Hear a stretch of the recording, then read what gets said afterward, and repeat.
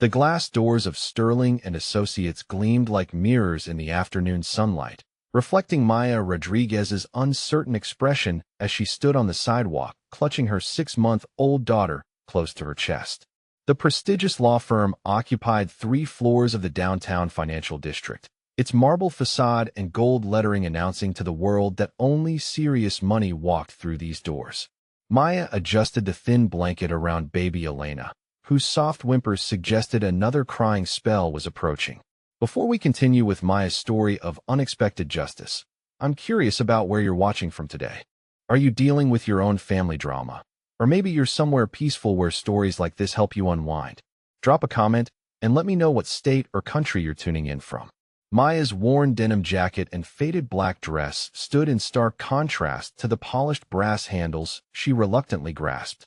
6 months ago, she never would have imagined walking into a place like this. 6 months ago, her husband David was still alive, still shielding her from his family's relentless cruelty, still promising that everything would work out once the baby arrived. Now David was gone. Elena was here, and Maya faced the reading of his will with nothing but $17 in her checking account and a stack of unpaid medical bills growing taller each day. The elevator ride to the 15th floor felt endless. Elena's fussing grew louder in the confined space, and Maya found herself whispering the same soothing words she had repeated countless times during sleepless nights. "Mama's here, baby girl. Everything's going to be okay." Even as she spoke them, the words felt hollow.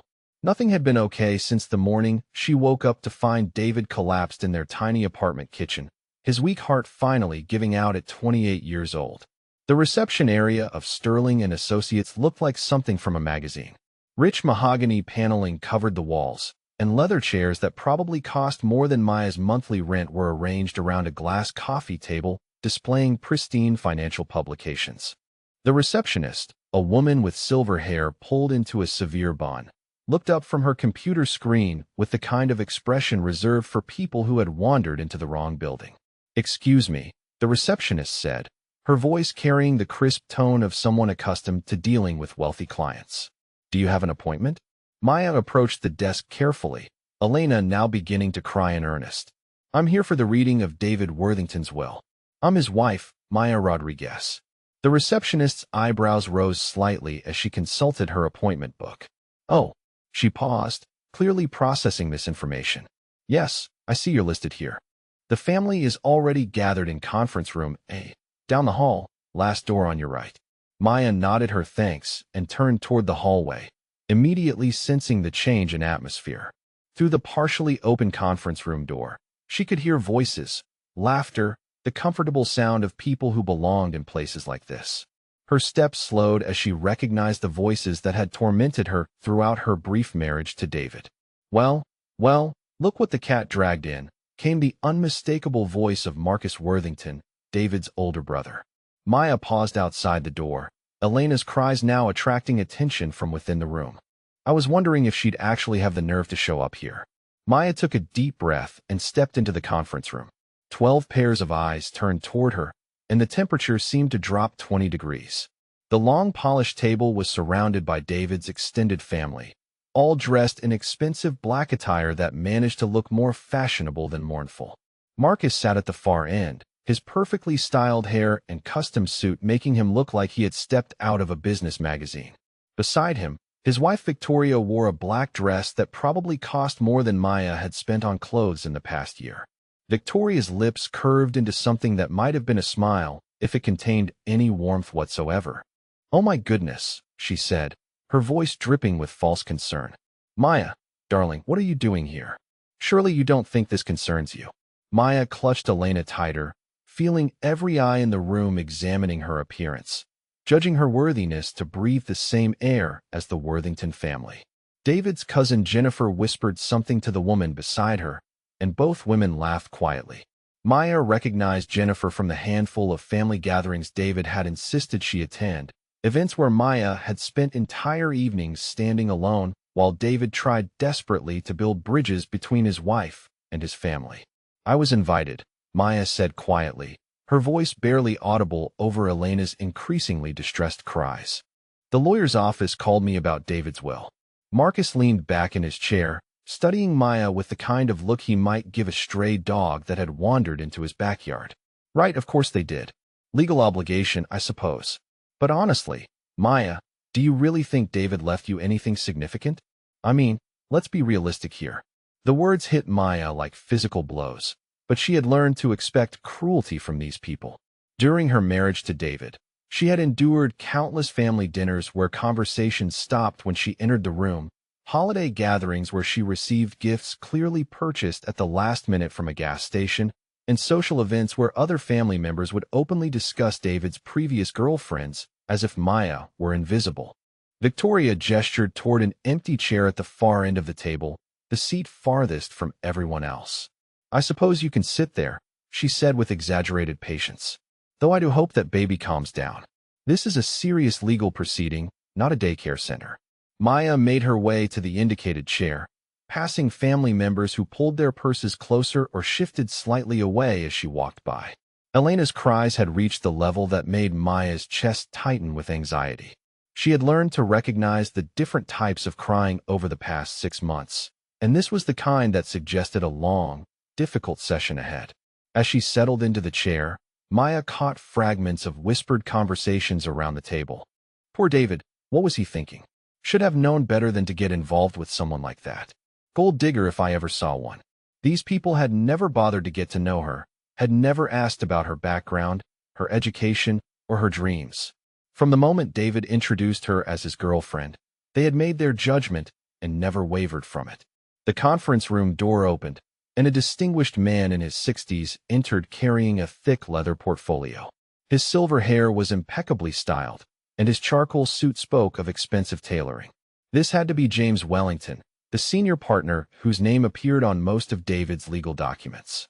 Good afternoon, everyone, Wellington said, his voice carrying the authority of someone accustomed to commanding attention. Thank you all for gathering here today for the reading of David Christopher Worthington's last will and testament. I know this is a difficult time for the family, and I appreciate your patience with this process. Maya tried to shift Elena to a more comfortable position, but the baby's cries only intensified. She felt her cheeks burning with embarrassment as every head in the room turned toward her with expressions ranging from annoyance to outright disgust. For God's sake, Marcus said, his patience clearly exhausted. Can't you do something about that noise? Some of us are trying to focus on important matters here. Maya felt tears threatening behind her eyes, but she forced them back. She had learned not to cry in front of these people. It only gave them more ammunition. I'm sorry, she whispered. She's been fussy all day. I can try to step outside if needed. Wellington observed the interaction with careful eyes, making notes in his portfolio. Before we begin, he said diplomatically, perhaps we should ensure everyone is comfortable. Mrs. Rodriguez, would you like my secretary to bring you anything? A bottle of water, perhaps? The use of her married name seemed to surprise several family members, and Maya noticed Victoria's sharp intake of breath. Thank you, Maya said gratefully. Water would be wonderful. As Wellington's secretary left to fetch refreshments, the room settled into an uncomfortable silence broken only by Elena's continued crying. Maya rocked gently, humming softly under her breath, trying desperately to soothe her daughter while maintaining some semblance of dignity in front of people who had made it clear she would never be welcome in their world. The secretary returned with a crystal glass of water and a small plate of crackers, setting them beside Maya with professional courtesy. Maya whispered her thanks, took a small sip, and continued her attempts to calm Elena. Around the table, David's family members checked their phones, adjusted their jewelry, and generally behaved as if they were waiting for an irritating interruption to resolve itself so they could get on with more important business. Wellington opened his portfolio and withdrew several documents, spreading them carefully across the table. Ladies and gentlemen, he began, his voice formal and measured. We are here today to honor the final wishes of David Christopher Worthington, who passed away on March 15th of this year. David was very specific about how he wanted this reading conducted, and I intend to follow his instructions precisely. Maya felt a small flutter of hope mixed with overwhelming grief. David had always been thoughtful, always planning ahead, always trying to protect her from his family's worst impulses. Perhaps he had found a way to ensure she and Elena would be provided for. even if it was just enough to cover Elena's medical expenses and help them find a decent apartment. Marcus drummed his fingers impatiently on the polished table surface. Yes, we're all very sorry David's gone. But let's get on with this, shall we? Some of us have important business to attend to this afternoon. Wellington's expression remained neutral, but Maya caught a flicker of something in his eyes. Distaste, perhaps, or disapproval. Of course, Mr. Worthington. Let's proceed. Wellington adjusted his reading glasses and cleared his throat, the sound commanding immediate attention from everyone in the conference room. The afternoon sunlight streaming through the floor-to-ceiling windows cast long shadows across the polished mahogany table, creating an almost theatrical atmosphere for what was about to unfold. Maya continued rocking Elena gently, finally managing to reduce her daughter's cries to soft whimpers. I have been David Worthington's attorney for the past 3 years, Wellington began, his voice carrying the weight of legal authority. He came to me initially to establish a trust fund, and over time we developed what I would call a comprehensive estate plan. David was very particular about his wishes, and he updated his will as recently as 2 weeks before his passing. Victoria leaned forward slightly, her perfectly manicured fingers drumming against her designer handbag. 2 weeks before he died. Why would he need to update anything so close to the end? Wellington consulted his notes before responding. David was quite specific about wanting his final wishes to reflect his most current circumstances and feelings. Now, if I may proceed with the reading. Marcus gestured impatiently. Yes, please. Let's get this over with. I have a construction meeting at 4 o'clock, and my crew doesn't get paid to sit around waiting. Very well, Wellington said, lifting the first document. I shall begin with the specific bequests to individual family members, as outlined in David's will dated March 1st of this year. To my cousin Jennifer and Worthington, I leave my collection of first edition novels and the sum of $15,000. Jennifer's face lit up with genuine pleasure. Oh, how wonderful. David always knew how much I loved his books. $15,000 will be perfect for my kitchen renovation. Maya felt a pang of grief, mixed with something that might have been envy. $15,000 would solve every financial problem she currently faced. It would pay Elena's medical bills, cover rent for months, and maybe even allow her to finish her degree. But she pushed those thoughts aside, focusing instead on memories of David reading to her from those same first edition novels during quiet Sunday mornings. To my Aunt Patricia Worthington Clark, Wellington continued, I leave my grandmother's china set and the sum of $10,000. Patricia dabbed at her eyes with a lace handkerchief, though Maya noticed the tears seemed more theatrical than genuine. David was always such a thoughtful boy, Patricia said. That china has been in the family for 4 generations. I'm so pleased it's staying where it belongs. The emphasis on the word belongs was not lost on Maya. These people had spent 2 years making it clear that she did not belong anywhere near their family treasures or their family money. Elena shifted restlessly in Maya's arms, and Maya took another sip of water, trying to keep her hands from trembling. Wellington turned to the next page. To my cousin Robert Worthington and his wife Sandra, I leave my wine collection and the sum of $20,000. Robert actually smiled, the first genuine expression of warmth Maya had seen from any family member. David had excellent taste in wine, he said. This will be a wonderful addition to our cellar. Maya found herself calculating the running total in her head. $45,000 distributed so far, and Wellington had barely begun reading. How much money had David actually had? During their marriage, they had lived modestly in a small apartment, and David had always claimed his trust fund provided enough for comfortable living, but nothing extravagant. To my brother Marcus Worthington, Wellington read, his voice taking on a more formal tone, I leave the controlling interest in Worthington Construction Company, along with all associated assets, properties, and equipment. Marcus sat up straighter, his chest swelling with obvious pride. Well, it's about time, he said. I've been running that company for David for years anyway. Now I can finally implement some real changes, get rid of some of the dead-weight employees. Victoria reached over to squeeze her husband's hand, her diamond wedding ring catching the afternoon light. This is wonderful, darling. You've worked so hard for this opportunity. Maya knew Marcus had been waiting for this moment since David's death.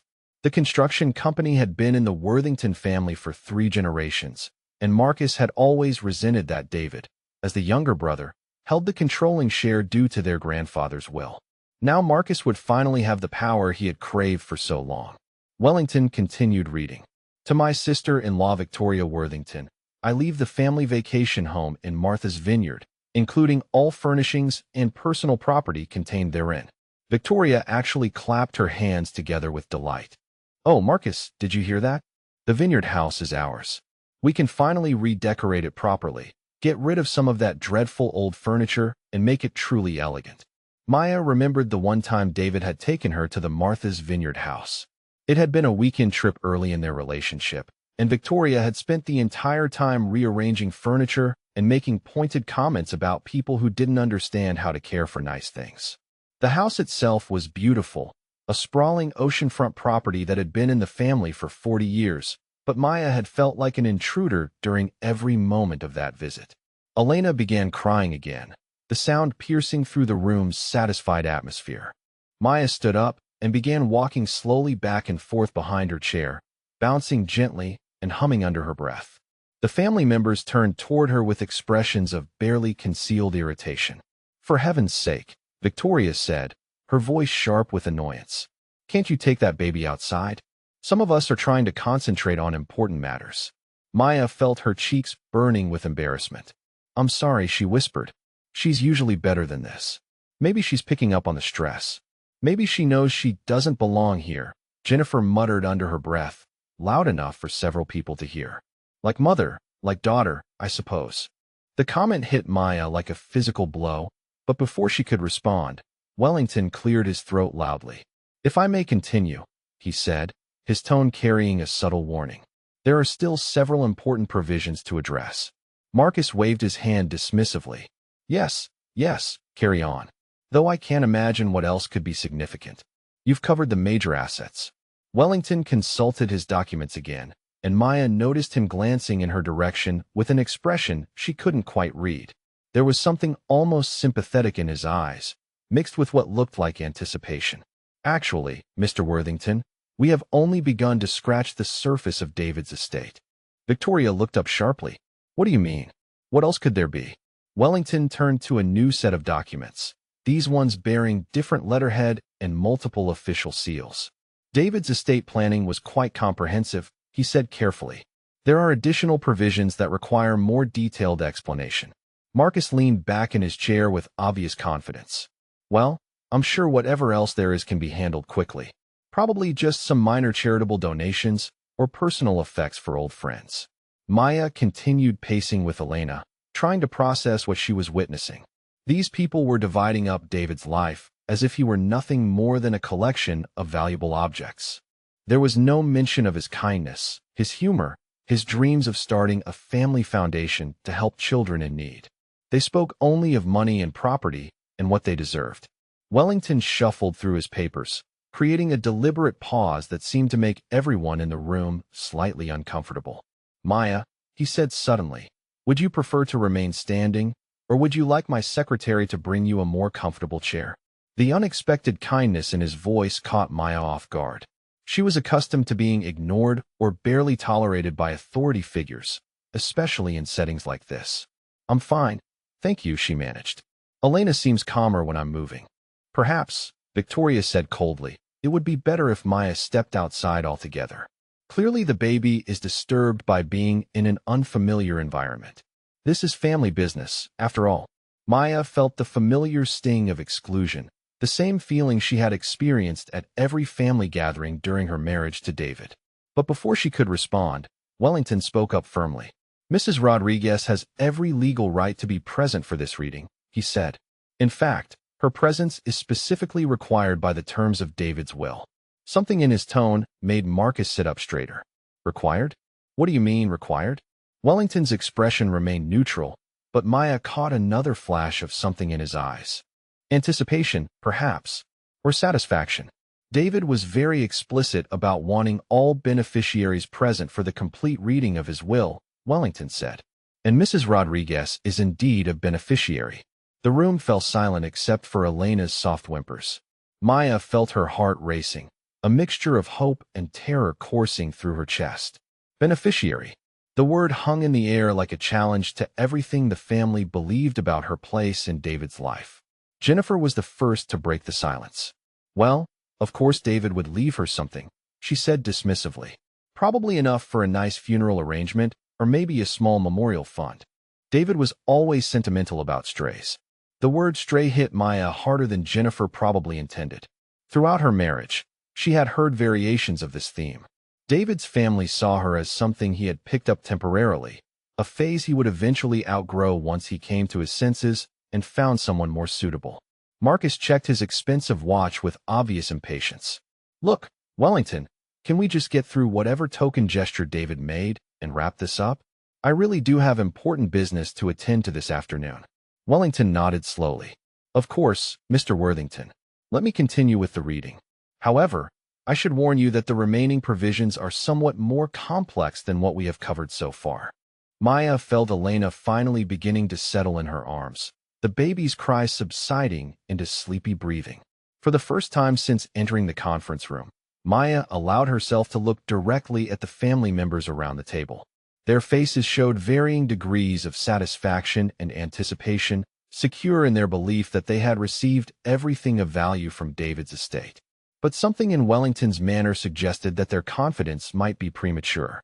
The way he kept consulting additional documents, the careful pauses in his speech, the occasional glances in Maya's direction, all hinted at surprises yet to come. Maya found herself holding her breath, afraid to hope for too much, but unable to stop herself from wondering if David had found a way to take care of his daughter even after death. Wellington cleared his throat once more, and Maya could see that his next set of documents was considerably thicker than what he had been reading from before. Now, he said, his voice taking on a more serious tone, we come to the more substantial provisions of David's will. Wellington paused to organize his documents, creating a moment of silence that Victoria apparently interpreted as an invitation to continue her assault on Maya's character. The late afternoon sun had shifted position, casting longer shadows across the conference table and somehow making the atmosphere feel more ominous than before. You know, Victoria said, her voice carrying the practiced cruelty of someone who had perfected the art of social destruction, I think it's important that we address the elephant in the room before we continue any further with these proceedings. Maya felt her stomach tighten as every eye in the room turned toward her. Elena had finally fallen asleep in her arms, and Maya was terrified that any sudden movement would wake her daughter and create another scene. She remained perfectly still, hoping that somehow she could become invisible. What elephant would that be? Mrs. Worthington, Wellington asked, his tone carefully neutral, but his eyes sharp with attention. Victoria smiled, the expression holding no warmth whatsoever. Well, James, surely you're aware of the circumstances surrounding David's marriage to this woman. I mean, we're all adults here. We can speak frankly about what really happened. Marcus leaned forward, clearly eager to participate in whatever character assassination his wife had planned. That's right, he said, his voice gaining confidence. I think Maya here might have given you a rather incomplete picture of her relationship with our brother. Maya opened her mouth to defend herself, but Victoria continued speaking as if Maya were not even present in the room. The fact is, James, this woman deliberately trapped our poor David. She got herself pregnant and then manipulated him into marriage when he was at his most vulnerable. The accusation hung in the air like poison. Maya felt her cheeks burning with humiliation and rage, but she forced herself to remain calm for Elena's sake. Every muscle in her body tensed as she prepared to respond, but Jennifer jumped into the conversation before Maya could speak. We all tried to warn David, Jennifer said, shaking her head with manufactured sadness. But he was always too trusting, too kind-hearted for his own good. He couldn't see what was happening right in front of him. Cousin Robert nodded sagely from across the table. David had such a generous spirit, he said. He wanted to believe the best of everyone, even when the evidence suggested otherwise. Maya finally found her voice, though it came out as barely more than a whisper. That's not true, she said. David and I loved each other. The pregnancy was unexpected, but we were both happy about it. Victoria let out a laugh that sounded more like a bark. Oh, please, she said. Do you really expect us to believe that a man like David would choose someone like you under normal circumstances? The words hit Maya like physical blows. Someone like you. The phrase encompassed everything the family believed about her background, her social class, her worthiness to be part of their world. Maya had heard variations of this sentiment throughout her marriage, but never stated quite so bluntly. Marcus decided to elaborate on his wife's theme. "Let's be honest here, Maya," he said, his voice taking on the condescending tone he might use with a slow child. David was heir to a substantial family fortune. He had his pick of suitable women from appropriate families. Why would he choose a waitress from the wrong side of town unless there was some kind of manipulation involved? Maya's hands trembled with suppressed anger. "I was never a waitress," she said quietly. "I was finishing my business degree when I met David. I was working part-time at a coffee shop near campus." Victoria waved her hand dismissively. "Waitress, barista, whatever. The point is, you were working in the service industry, taking orders from people like us. And then suddenly you're pregnant and David's talking about marriage. The timeline is rather convenient, don't you think?" Jennifer leaned forward with obvious relish. "We all remember how shocked David looked when he announced the engagement," she said. "He seemed almost dazed, like he couldn't quite believe what was happening to him." Maya felt tears threatening behind her eyes, but she refused to give these people the satisfaction of seeing her break down. "That's not how it happened," she said, her voice growing stronger. "David proposed because he loved me. We had been dating for 8 months when I got pregnant, and we had already talked about getting married." Marcus snorted with derision. 8 months, he said. Barely enough time to really know someone, and conveniently just long enough to figure out how much money David had access to. The implication was clear, and Maya felt something inside her snap. "How dare you?" she said, her voice rising slightly before she caught herself and glanced down at sleeping Elena. "How dare you suggest I was after David's money when I never even knew he had any significant wealth until after we were engaged?" This statement seemed to amuse the family immensely. Victoria exchanged a knowing look with her husband before responding. "Oh, come now, Maya," she said. "Don't insult our intelligence. David drove a BMW, wore designer clothes, and lived in one of the most expensive apartment complexes in the city. Did you think he was paying for all that with good looks and charm?" Maya felt the ground shifting beneath her feet. It was true that David had lived well, but he had always been modest about his background. He had told her his family was comfortable, not wealthy, and she had believed him because she had no reason not to. Patricia decided to join the attack with the air of someone delivering a crushing blow. "Maya, dear," she said, her voice dripping with false sympathy, "we all know you did your research. David's family information is hardly secret. A simple internet search would have told you everything you needed to know about the Worthington family fortune." Robert nodded in agreement. "The construction company alone is worth millions," he said. "And that's not counting the trust funds, the real estate holdings, or the investment portfolios. This information isn't hidden away somewhere." Maya realized with growing horror that every denial she offered only seemed to fuel their certainty about her guilt. They had constructed an elaborate narrative about her motivations, and nothing she said was going to change their minds. But she had to try, if only for Elena's sake. "I never researched David's family," she said firmly. "I fell in love with him before I knew anything about money or companies or trust funds. We met in a bookstore, for heaven's sake. We spent hours talking about literature and philosophy and our dreams for the future." Marcus rolled his eyes dramatically. "How romantic," he said. "And I suppose it's just a coincidence that you got pregnant right around the time David's grandfather updated his will to include inheritance provisions for any future children." Maya stared at him in shock. "What are you talking about?" she asked. "What inheritance provisions?" Victoria smiled triumphantly. "Oh, she didn't know about that part," she said to the room at large. "How interesting. Marcus, why don't you explain to Maya what her little scheme actually accomplished?" Marcus seemed delighted to provide the explanation. "You see, Maya, our grandfather was very traditional about family values. A few months before David met you, Grandfather revised his will to ensure that any great-grandchildren would be provided for immediately upon birth. Substantial trust funds, automatic inheritance rights, the whole package." Maya felt the room spinning around her. Elena's trust fund, Elena's inheritance rights. These people believed she had somehow orchestrated David's grandfather's will revision, timed her pregnancy to coincide with maximum financial benefit, and manipulated David into marriage as part of an elaborate long-term scheme. Jennifer decided to twist the knife a little deeper. The timing really is remarkable when you think about it, she said thoughtfully. Grandfather changes his will in January. Maya meets David in February. They're engaged by October and married by December. Baby arrives 6 months later, just in time to qualify for all those lovely inheritance provisions. Maya's mind raced as she tried to process this information. She had known that Elena would eventually inherit something from David's family, but she had never understood the full scope of those provisions. More importantly, she had never known about the timing of the grandfather's will revision. The family was painting a picture of calculated manipulation that left no room for genuine emotion or coincidence. Wellington had been listening to this exchange with growing discomfort, occasionally making notes, but generally allowing the family to air their grievances. Now he cleared his throat diplomatically. Perhaps we should return to the matter at hand, he suggested. There are still significant portions of the will to be read. Victoria ignored the suggestion entirely.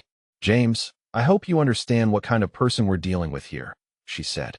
This woman saw an opportunity, and she took it. She targeted David specifically because of his family connections and his inheritance prospects. Maya found herself fighting back tears of frustration and anger. None of this is true, she said desperately. I love David. I still love David. Everything I did was because I wanted to build a life with him, not because I wanted his money. Marcus stood up and walked to the window, gazing out at the city skyline with the air of a man delivering a final verdict. Look, Maya, he said without turning around. Maybe you did develop genuine feelings for David eventually. I'm willing to give you that much benefit of the doubt. But don't sit there and pretend this whole thing started as some kind of innocent love story. He turned back to face her, his expression hard and unforgiving. You knew exactly what you were doing when you pursued David, he continued. You knew about the family money. You knew about the inheritance provisions, and you used your pregnancy to lock him into a marriage he never would have chosen under different circumstances. Maya felt Elena stirring in her arms and realized she was trembling with emotion. The baby's eyes opened slowly, and Maya could see that another crying spell was imminent. She stood up carefully, hoping that movement might help Elena settle back into sleep. Victoria watched this with obvious disgust. And now here you are, she said, playing the poor, helpless widow with your prop baby, hoping to squeeze whatever you can out of David's estate before we figure out a way to cut you off completely. The phrase prop baby struck Maya like a physical blow. Elena was not a prop or a tool or a manipulation. She was David's daughter, an innocent child who deserved better than to be spoken about as if she were part of some elaborate financial scheme. Maya looked around the conference room at the faces staring back at her. These people had convinced themselves that every moment of happiness she had shared with David was fake. Every expression of love was calculated. Every gesture of affection was part of a long-term plan to steal their family fortune. They had rewritten her entire relationship with David to fit their narrative of deception and manipulation. Wellington shuffled his papers again, clearly uncomfortable with the direction the conversation had taken. Ladies and gentlemen, he said firmly, I really must insist that we proceed with the reading of the will. David left very specific instructions about how this process should be handled. But Maya could see that the family was not finished with their character assassination. They had been holding these accusations inside for months, and now they seemed determined to say everything they had been thinking since David's death. The worst part was that their certainty made Maya question her own memories. Had there been signs she missed? Had David ever seemed reluctant or pressured? The doubts crept into her mind like poison, making her wonder if these people knew something about her own motivations that she had never acknowledged. Elena began to cry again, and Maya felt her own composure finally beginning to crack under the weight of all this hostility and suspicion. Wellington placed his hands firmly on the conference table and stood up slowly, his imposing presence commanding immediate attention from everyone in the room. The afternoon light had shifted again, creating dramatic contrasts between light and shadow that seemed to mirror the tension crackling through the air. Ladies and gentlemen, Wellington said, his voice carrying an authority that cut through the family's self-righteous indignation like a blade. I have allowed this discussion to continue out of respect for your grief and your obvious concerns about David's estate. However, I must now insist that we return to the business at hand. Victoria opened her mouth to continue her attack, but Wellington held up a hand that stopped her mid-breath. "Mrs. Worthington," he said firmly, "there are legal procedures that must be followed here, and I am obligated to execute David's will according to his specific instructions. Your personal opinions about Mrs. Rodriguez, while noted, are not relevant to these proceedings." Maya felt a flutter of something that might have been hope mixed with her overwhelming exhaustion. Elena had settled into a restless sleep, but Maya could feel the tension in her own body communicating itself to her daughter. She remained standing, swaying gently, afraid to sit down and risk waking Elena again. Wellington reached for a different set of documents, these ones bearing heavier paper and more elaborate legal seals than what he had been reading from before. "Now," he said, consulting his notes carefully, "we come to the more substantial provisions of David's estate, including a personal letter that David specifically requested be read aloud to his family." Marcus shifted impatiently in his chair. "A letter? What kind of letter?" Wellington's expression remained neutral, but Maya caught something in his eyes that made her pulse quicken. "David composed this letter approximately 3 weeks before his death," he said. "He brought it to my office personally and insisted that it be read as part of the formal will proceedings. He was very specific that all beneficiaries should be present to hear it." Jennifer looked around the table with obvious confusion. "But we're all here," she said. "What beneficiaries could be missing?" Wellington glanced meaningfully at Maya before responding. "David's letter will clarify that matter," he said. "With your permission, I'll begin reading now." He cleared his throat and lifted the first page of what appeared to be a multi-page handwritten document. "To my family," Wellington began, reading in David's voice as captured in his own words. "I am writing this letter because I know that my death will likely bring out the worst in some of you, particularly regarding your treatment of my wife Maya and my daughter Elena." The room fell silent except for the soft sound of Elena's breathing. Maya felt her heart racing as she realized that David had somehow anticipated exactly what would happen at this moment. Wellington continued reading. "I have spent the last 2 years watching many of you treat Maya with cruelty and disrespect that you carefully hid from me whenever possible. You believed I was unaware of your comments, your exclusions, and your deliberate attempts to make her feel unwelcome in our family." Victoria's face had gone pale, and Maya noticed her hands trembling slightly as she reached for her water glass. Marcus stared at Wellington with an expression of growing alarm, as if he were beginning to realize that David might have known more about their behavior than they had assumed. "Let me be very clear about something," Wellington read, his voice carrying the weight of David's own words. "Maya never pursued me for my money because she had no idea I had any significant wealth when we met. I deliberately kept my family background private during our early relationship because I wanted to be loved for myself, not for my inheritance prospects." Maya felt tears beginning to form in her eyes, but for the first time since entering this conference room, they were tears of relief rather than humiliation. David had understood. He had known exactly what his family would say after his death, and he had planned for this moment. Wellington turned to the next page. "Many of you have convinced yourselves that Maya trapped me with her pregnancy, but the truth is quite different. We had been discussing marriage for months before Maya became pregnant. I had already purchased an engagement ring and was planning to propose during our anniversary trip in October." Jennifer's mouth fell open slightly, and Maya could see the shock registering on her face. Robert shifted uncomfortably in his chair, clearly processing the implications of what David had known about their conversations and assumptions. The letter continued with devastating precision. "I am particularly disappointed in Marcus and Victoria, who took it upon themselves to interfere directly in my marriage. Marcus, you actually approached Maya privately and offered her money to leave me. Victoria, you deliberately excluded Maya from family gatherings and social events, then lied to me about the reasons for her absence." Marcus jumped to his feet, his face flushed with anger and embarrassment. "That's not how it happened," he said defensively. "I was trying to protect David from making a mistake." Wellington looked up from the letter with raised eyebrows. "Mr. Worthington, this is David's own account of events, written in his own hand and notarized in my presence. Are you suggesting that your brother was lying about his own experiences?" Victoria found her voice, though it came out as more of a croak. "David misunderstood the situation," she said desperately. "We were trying to help him see that he was being manipulated." Wellington returned to the letter without responding to her protests. I want all of you to understand that Maya has shown me more genuine love and kindness in 2 years than I received from most of you in my entire lifetime. She supported my dreams, encouraged my ambitions, and made me feel like I was worthy of love beyond my family name and bank account. Maya had to sit down, her legs suddenly feeling too weak to support her weight. Elena stirred slightly but remained asleep, and Maya carefully adjusted her position to keep her daughter comfortable while processing the emotional impact of hearing David's words. The letter grew more pointed as Wellington continued reading. I am especially disgusted by the racist undertones in some of your comments about Maya's background. Yes, her family immigrated from Mexico, and yes, she worked to put herself through college rather than inheriting her education funding. These facts make me proud to be her husband, not ashamed. The silence in the room was deafening.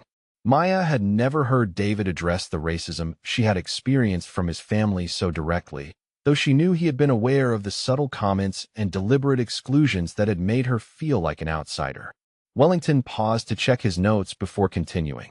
David's letter goes on to detail several specific incidents that apparently none of you realized he knew about. Marcus, you told Maya at the Christmas party that she should be grateful David was willing to overlook her background. Victoria, you made comments about Maya's pregnancy being convenient timing within David's hearing, though you believed he was out of earshot. Maya remembered both incidents clearly, though she had never told David about them because she hadn't wanted to create family drama. Apparently, David had been more observant than she had realized, and his family had been less careful about hiding their true feelings than they had thought. The letter continued with surgical precision. I want you all to know that Maya tried repeatedly to defend you to me. When I expressed anger about your treatment of her, she would make excuses for your behavior and beg me not to confront you. Her loyalty to family peace, even at the cost of her own dignity, only made me love her more and respect all of you less. Patricia was now openly crying, though whether from guilt or shock was unclear. Cousin Robert had buried his head in his hands, apparently overwhelmed by the realization of how completely David had understood their behavior and their motivations. Wellington reached for his water glass and took a deliberate sip before continuing. The letter becomes more specific now about David's estate planning decisions. He writes, because of your treatment of Maya, and because of your obvious belief that she married me for financial gain, I have structured my will in a way that will both provide for my family and demonstrate the truth about Maya's character. Marcus sank back into his chair, his earlier confidence completely evaporated. Maya could see that he was beginning to understand that David's estate planning might not have proceeded along the lines the family had expected. Wellington consulted his notes again before reading the next section. David writes, Maya has never asked me for money, never expressed interest in my inheritance, and never even inquired about my family's financial situation. In fact, she has consistently refused my offers to pay for her college expenses, her car payments, or even her maternity clothes. She insists on contributing to our household expenses despite my protests. This information clearly came as a shock to several family members, who had apparently assumed that Maya had been living entirely off David's money from the moment they met. Maya remembered those arguments about finances, David's frustration with her insistence on maintaining her independence, and her determination not to be seen as someone who was taking advantage of his generosity. The letter took a more ominous turn as Wellington continued reading. Because I know that my family will likely challenge any significant inheritance I leave to Maya, I have taken steps to ensure that the truth about our relationship and her character will be revealed in a way that cannot be disputed or misrepresented. Wellington paused and looked directly at Maya, his expression containing what looked like respect mixed with anticipation. Maya, he said, David's letter indicates that there are additional documents and information that you may not be fully aware of.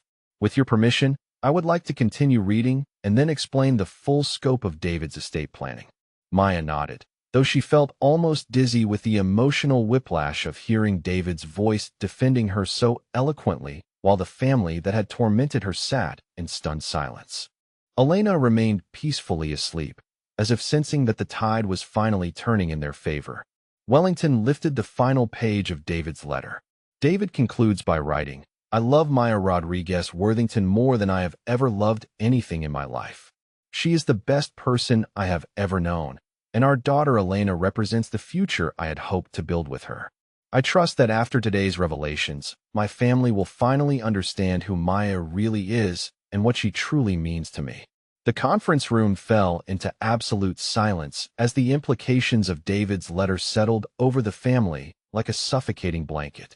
Maya realized that David had not only anticipated their cruelty, but had also planned some kind of response that would vindicate her character and expose their prejudices.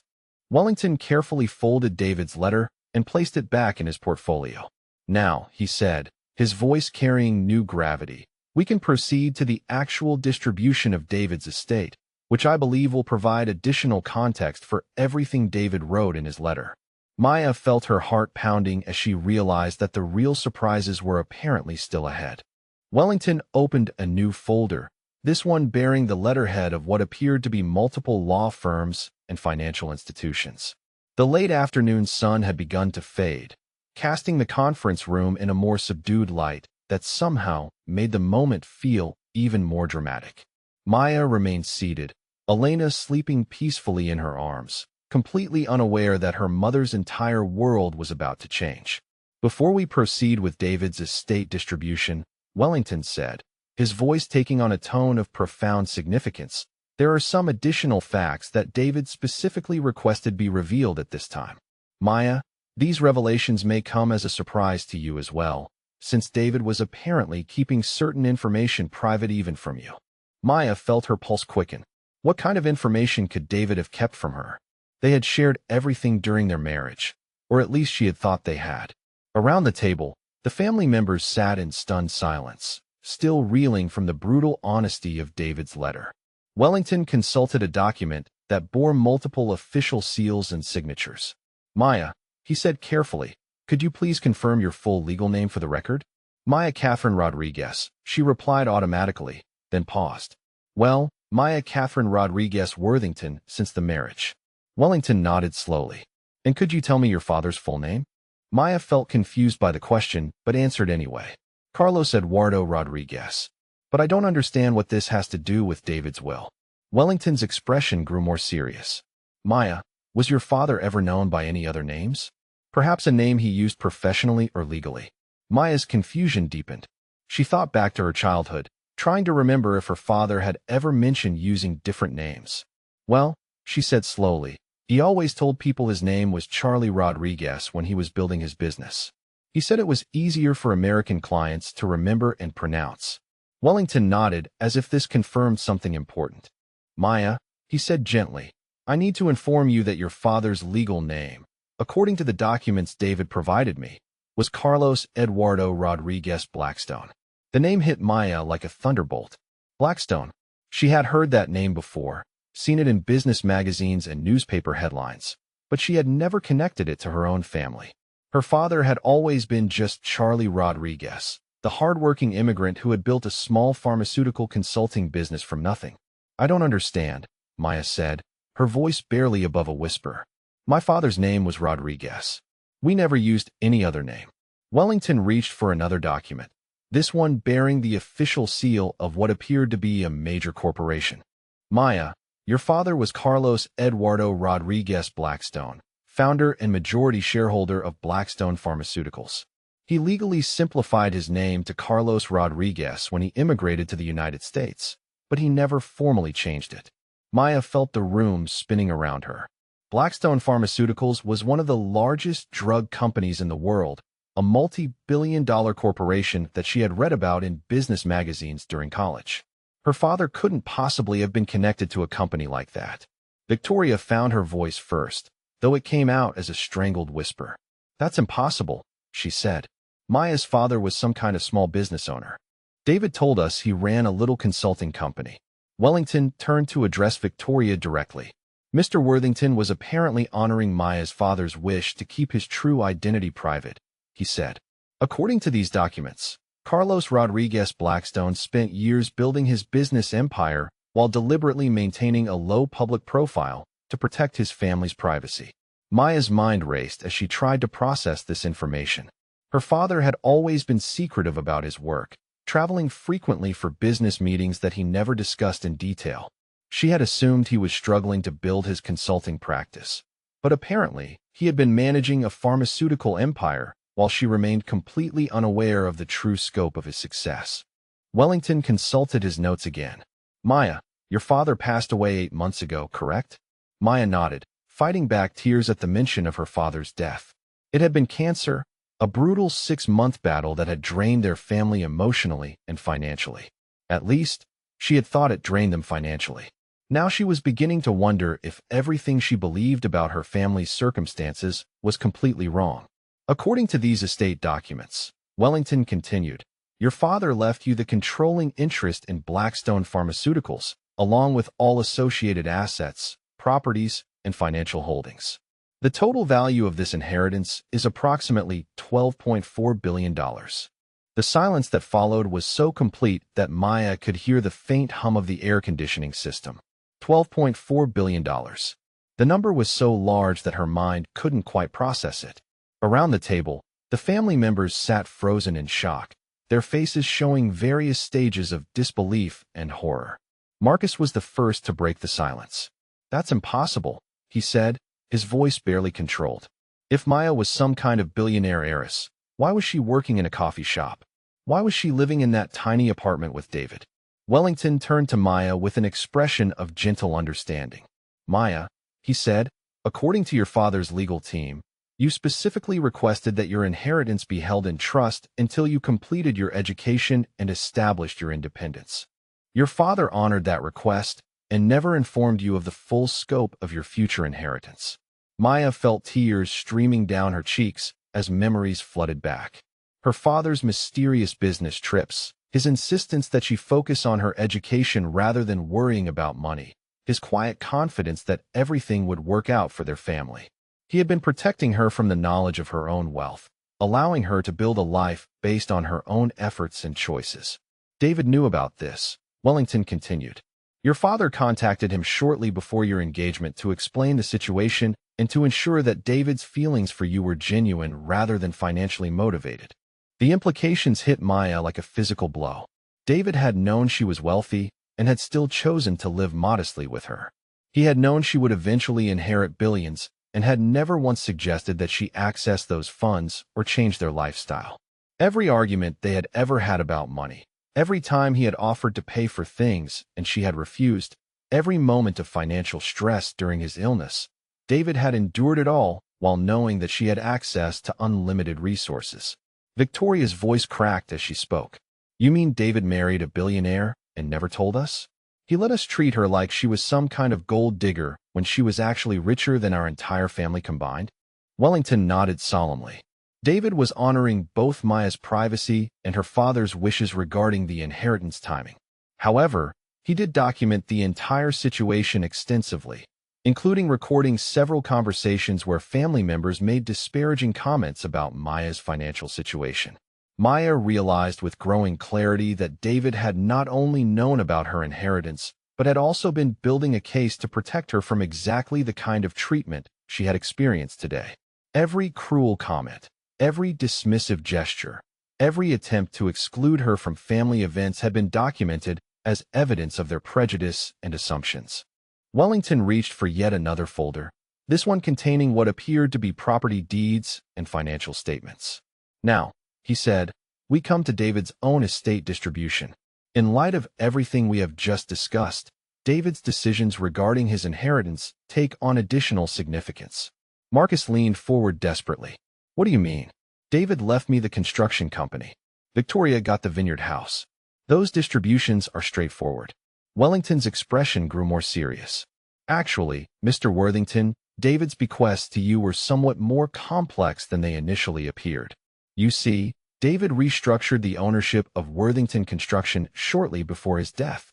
He consulted the legal documents carefully. According to these records, David sold his controlling interest in Worthington Construction to an anonymous buyer 3 weeks before his death. The proceeds from that sale, approximately $40 million, were placed in trust for his daughter Elena. Marcus turned pale. What anonymous buyer? He demanded. Who has controlling interest in my company? Wellington turned to look directly at Maya. The buyer was Maya Catherine Rodriguez Blackstone, acting through her family's investment firm. Maya, you now own 60% of Worthington Construction, with Marcus retaining operational control of 30% and the remaining 10% distributed among long-term employees. Maya stared at Wellington in shock. She owned Marcus's construction company? The company he had just inherited? The company he had been so smugly confident about controlling? Victoria's voice rose to near hysteria. What about the Vineyard House? Please tell me the Vineyard House is still mine. Wellington turned to another document. Mrs. Worthington, the Martha's Vineyard property does indeed belong to you now. However, David was unable to transfer ownership without also transferring the associated debts and tax obligations. The property currently has liens and unpaid taxes totaling approximately $2.8 million. Victoria's face went white. $2.8 million in debts? How is that possible? Wellington explained patiently. The property has been used as collateral for several family business loans over the years, and there are substantial unpaid property taxes dating back to your grandfather's ownership. David had been personally covering these obligations, but with his death, they now become the responsibility of the new owner. Maya realized with stunning clarity that David had structured everything to give his family exactly what they thought they wanted while ensuring that she retained ultimate control over their financial futures. Marcus had his construction company, but she owned it. Victoria had her vacation house, but it came with crushing debt that only Maya could afford to resolve. Wellington continued reading from David's final instructions. David writes, I am giving my family the opportunity to prove that their treatment of Maya was based on genuine concerns about her character rather than simple prejudice about her background. If they choose to approach her with respect and honesty, she has the resources and the generosity to help them prosper. If they continue to treat her with cruelty and dismissal, they will face the natural consequences of their own choices. Maya looked around the table at the faces of people who had spent 2 years treating her like an unwelcome intruder in their family. Now those same people were realizing that their financial futures depended entirely on the goodwill of the woman they had just finished humiliating and attacking. Wellington closed the final folder and looked directly at Maya. Mrs. Worthington, he said formally, you are now one of the wealthiest women in America, with controlling interests in multiple major corporations and unlimited resources to pursue any goals you choose. David's final gift to you was not just his estate, but also the complete vindication of your character and the exposure of his family's true nature. Maya held Elena closer, feeling the weight of this transformation settling over her like a mantle of power and responsibility. In the span of one afternoon, she had gone from being a struggling widow to being one of the most powerful people in the room, in the city, in the country. The family that had dismissed her as a gold-digging manipulator now sat in stunned silence, realizing that they had just revealed their true characters to someone who now held their futures in her hands. Maya stood slowly, Elena still sleeping peacefully in her arms, and for the first time since entering the conference room, she felt truly calm. The afternoon light had faded to evening, casting long shadows across the polished table where David's family sat in stunned silence. The woman who had walked into this room as a dismissed widow was gone, replaced by someone who finally understood her own power and worth. When Maya spoke, her voice carried a quiet authority that seemed to transform the very atmosphere of the room. For 2 years, she said, looking directly at each family member in turn, you have treated me like an intruder who somehow tricked your brother into marriage. You have questioned my motives, dismissed my intelligence, and made it clear that you believed I was beneath your family's standards. Victoria opened her mouth to protest, but Maya held up a hand that somehow commanded immediate silence.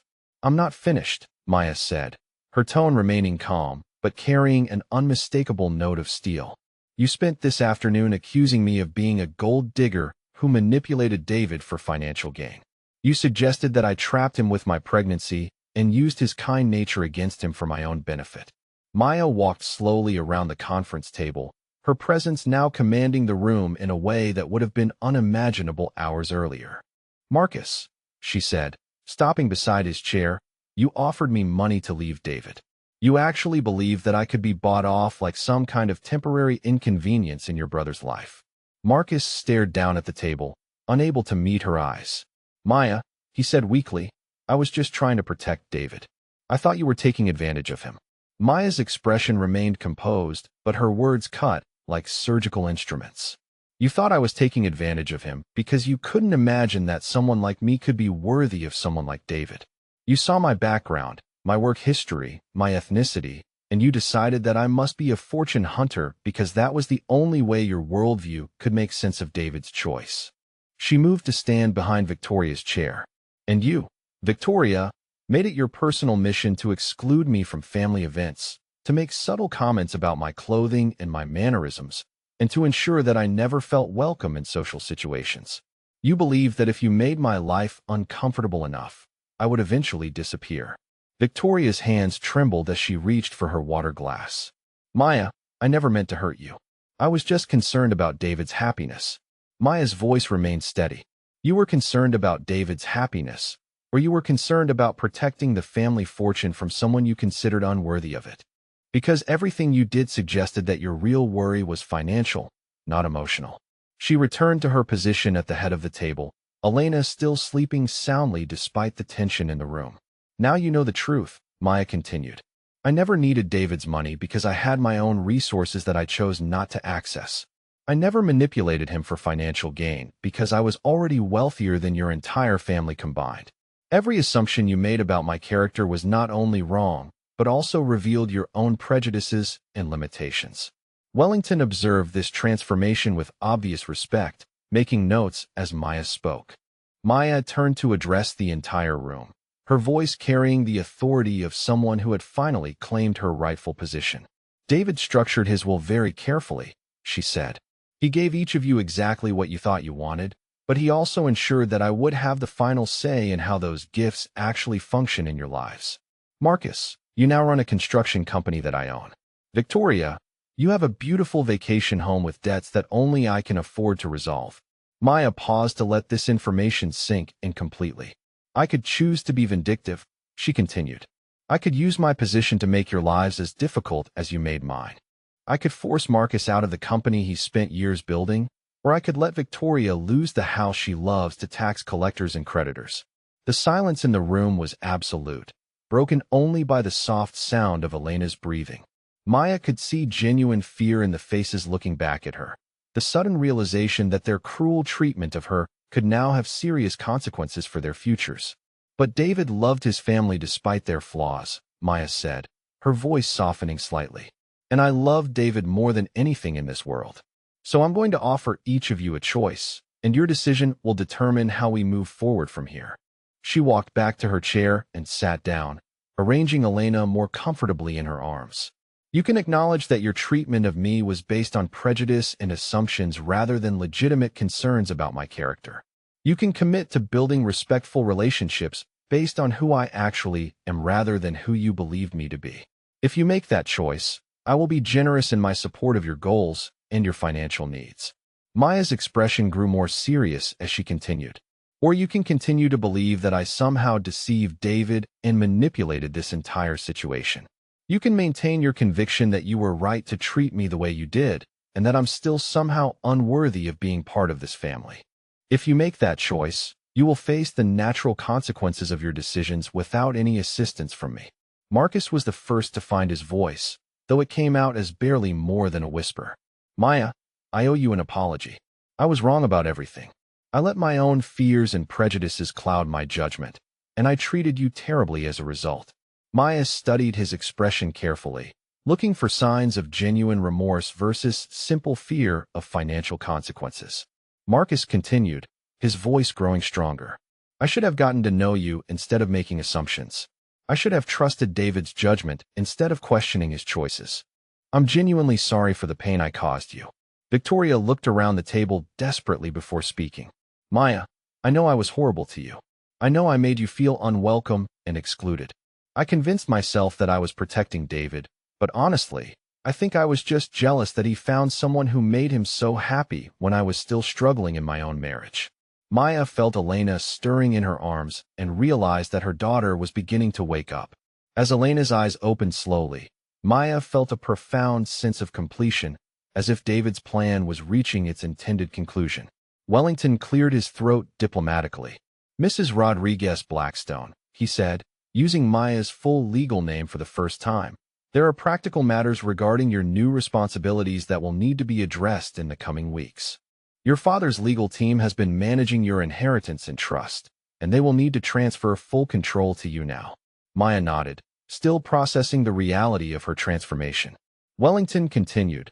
David also established a memorial foundation in his name, funded by his personal estate, with you as the primary trustee.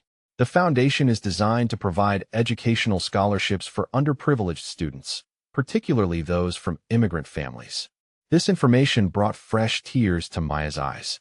Even in death, David had been thinking about ways to honor her background and her values while creating something positive from the pain of his loss.